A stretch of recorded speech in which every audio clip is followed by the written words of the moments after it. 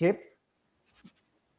বিডিআর-এর DG যখন হত্যা করা হলো, আওয়ামী লীগ হত্যা করলো, ভারত মিলে হত্যা করলো, তখন কিন্তু জেনারেল শাকিলের হত্যা নিউজটা সবার আগে এনডিটিভি প্রকাশ করেছে। তখন বাংলাদেশ কিন্তু জানেই না। ভারত কিন্তু তাদের স্বার্থের বিষয়গুলা সবসময় আগে প্রচার করে। ভারত যে তারেক রহমানকে প্রধানমন্ত্রী বানাবে মনে মনে, তাদের মিডিয়া যে গণহারে এটা প্রকাশ করবে আগে থেকে, এটা আমি বহু আগে থেকে জানি। এবং আরেক দিক দিয়ে হাসিনার পুত্র ওই চোরা জয় বাংলাদেশের থেকে যে বিলিয়ন্স অফ ডলার চুরি করে নিয়েছে, এই টাকাটা কিন্তু আবার তার পশ্চিমা মিডিয়াতে ঢালছে এইসব খবর প্রচার করার জন্য। ঠিক আছে, সো এটা খুবই স্বাভাবিক, কারণ এই ধরনের প্রচারে এগুলো হচ্ছে একটা সাইকোলজিক্যাল ওয়ারফেয়ার। সাইকোলজিক্যাল ওয়ারফেয়ার কেন? কারণ কিছু ভোটার আছে যারা একটা সন্দেহের মাঝামাঝি থাকে সবসময়, আমি বুঝতে পারতেছি না ভোটার জামাতকে দিব না, এর কারণ হচ্ছে বেসিক্যালি এরা অন্ধ, 16 বছরের থাপ্পড় অত্যাচারীদের জন্য যথেষ্ট ছিল না। এরা কিছু ভোটার থাকবে, এদের হাতে সব সুখ তুলে দিলেও একটা মেয়ে যদি তাকে তার স্ত্রী যদি জুজার করে মন দিয়ে ভালোবাসে, তারপরে সন্দেহ করবে আমার বউ কি আমাকে ভালোবাসে নাকি পরকীয়া করে। এই যে সন্দেহভাজন মানুষের কিন্তু একটা সংখ্যা, একটা বিশাল একটা সংখ্যা, যারা কিন্তু একটা জয় পরাজয়ে একটা কি মনে করেন মার্জিন হচ্ছে এতটুকু, ওই লোকগুলো কিন্তু ফিল ইন দি ব্ল্যাঙ্ক করতে পারে, একটা পরাজিত লোককে জয়ী করে দিতে পারে, একটা জয়ী লোককে পরাজিত করে দিতে পারে। এই ভোটারের সংখ্যাটা, এই ভোটারদেরকে সাইকোলজিক্যাল ওয়ারফেয়ারের মাধ্যমে এইসব মিডিয়াগুলো প্রচার করে, যারা সন্দেহ ছিল ভোটটা কাকে দিব জানি না, যখন তারা দেখবে আরে তারেক রহমান তো প্রধানমন্ত্রী হয়ে যাচ্ছে, আজ যারা দেখলাম বা অমুক দেখলাম, সুতরাং ভোটটা তারা ওরা যেহেতু পাস করে যাবে আর তার ভোটটা নষ্ট করে লাভ কি, ভোটটা বিএনপিকেই দিই। এটা হচ্ছে একটা ট্যাকটিক্স, এটা একটা সাইকোলজিক্যাল ওয়ারফেয়ার।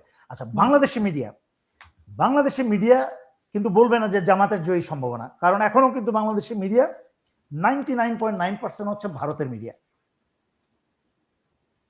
এখনো। কারণ একটা জিনিস মনে রাখতে হবে, আমি আগেও বহু বছরে কয়েকবার লাইভে বলেছি, সাপের নাকি একসময় একটা কথা আছে, সাপের নাকি পা ছিল, কিন্তু ডাইনোসরের ভয়ে সাপ হামাগুড়ি দিয়ে চলতে চলতে সাপের পা বিলুপ্ত হয়ে যায় একসময়। ঠিক একইভাবে এই সাংবাদিকরা ভারতের এবং আওয়ামী লীগের পশ্চাৎদের লেহন করতে করতে চাটতে এদের চরিত্র এবং মেন্টালিটি এমনভাবে বদলে গেছে যে 5ই আগস্টের এই 1.5 বছরের মাথায় এরা ভালো মানুষ হতে পারবে না, সম্ভব না। সুতরাং আবার বিএনপিকে তেল মেরে আবার একজন মনস্টার তৈরি করার চেষ্টা করছে। তারেক রহমান কিন্তু হবে না, মাইন্ড ইট। আমার তারেক রহমানের সাথে আমি বলেছি, কোনো দলের সাথে আমার ব্যক্তিগত শত্রুতা কারোর সাথে নাই, কোনো ব্যক্তির সাথে নাই, না ছিল হাসিনার সাথে, না আছে তারেক রহমানের সাথে, আমার ব্যক্তিগত কোনো শত্রুতা নাই। তবে স্পষ্ট করে বলতে চাই, তারেক রহমানের রক্তের মাঝখানে মানুষকে গুম করার এবং খুন করার আদেশ দেওয়ার মতো রক্ত নাই তার ভিতরে, কারণ যেই বাবা মার ছেলে তার ভিতরে এটা নাই। কিন্তু সমস্যা হলো উনি এতটাই নরম, এতটাই আনডিসাইসিভ, নিজের সিদ্ধান্ত নেওয়ার কোনো ক্ষমতা নাই, যার ফলে আশেপাশের থেকে হাসিনা আনাবলের মতো যেসব অফিসারদেরকে নিজের চোখে দেখেছি, আমি সেনাবাহিনীতে চাকরি করেছি একসাথে, যাদেরকে এত ভালো মানুষ জানতাম, তারা কিন্তু হাসিনা আমলে তারা কিন্তু বিভৎস শয়তানের চরিত্র তারা ধারণ করে মানুষকে খুন করে, রক্তে নিজে পিস্তল দিয়ে গুলি করে সেই রক্ত তার গায়ে লাগে, সে আনন্দ অনুভব করে। আমাকে একসাথে চাকরি করেছে কিন্তু কোনোদিন বুঝতে পারে নাই এত বিভৎস চরিত্রের হতে পারে।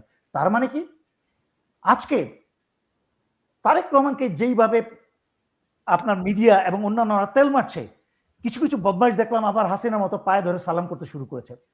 এরাই কিন্তু, উনি কিন্তু চেয়ারে বসে থাকবে প্রধানমন্ত্রী, কিন্তু খুনি হবে সেই হাসিনার জেনারেল গুলাই, যারা সত্য, যাদের বিচার হচ্ছে না, তারা এবং তাদের জুনিয়ররা যারা হাসিনার পুরস্কার পেয়ে, হাসিনার সমর্থনে পেয়ে যারা সেনাবাহিনীতে প্রমোশন পেয়েছে, তারাই কিন্তু আবার খুনির সেই দায়িত্ব নেবে।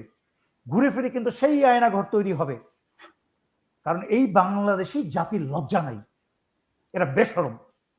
এটাই আগের বহুবার বলেছি যে লর্ড ক্লাইভ বলে গেলেছেন যে হাসতে হাসতে গোলামি বরণ করে এই জাতিটা, এই জাতির রক্তের মধ্যে দোষ। আচ্ছা, আপনার কি মনে হয় যে নির্বাচনটা হচ্ছে, কারণ এখনো অনেকে সন্দেহ করছে যে নির্বাচন হবে কিনা, আবার নির্বাচন হলেও একটা পরবর্তীতে কি ধরনের একটা পরিস্থিতি হয় নির্বাচনের পরপর সেটা নিয়েও একটা আতঙ্ক কাজ করছে। আবার এখানে প্রশ্ন উঠেছে যে ডক্টর ইউনূস কি চায়? সেরকম একটা প্রশ্ন উঠেছে। আর আইনশৃঙ্খলা বাহিনী বিশেষ করে আ সেনাবাহিনীর আসলে কি উদ্দেশ্য?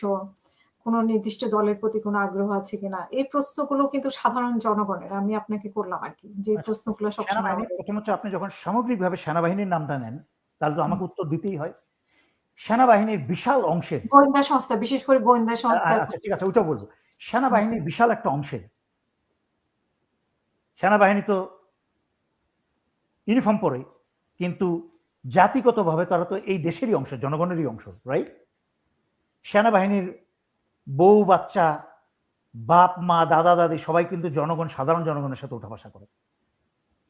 আপনি হুম, কি জানেন যদি সঠিক নির্বাচন হয় কোনো হস্তক্ষেপ ছাড়া, প্রথমে বলেছি যদি হয় কি হবে আর যদি না হয় তাহলে কি হবে, যেটা আপনার অনুষ্ঠানে বহুবার ব্যাখ্যা করেছি। যদি সঠিকভাবে সুষ্ঠু নির্বাচন হয়, জামাতের পাশ করার বিশাল সম্ভাবনা। যে সেনাবাহিনীর নাম নিলেন, ইউনিফর্ম পরা ক্যান্টনমেন্টের সেনাবাহিনীর সদস্যরা জামাতকে ভোট দিবে। আওয়ামী জেনারেল যারা আছে, আওয়ামী ব্রিগেডিয়ার জেনারেল এবং সিনিয়র অফিসার যারা কাঁধের মাঝখানে লাল রঙের টেপ পরে, তাদের ২-৪ জন ছাড়া, মানে যারা আওয়ামীর পন্থী, তারা সেই সকল অফিসাররা বিএনপিকে ভোট দিবে এবং তারা মাঠে ইনফ্লুয়েন্স করার চেষ্টা করবে যেন বিএনপি সুবিধা পায়।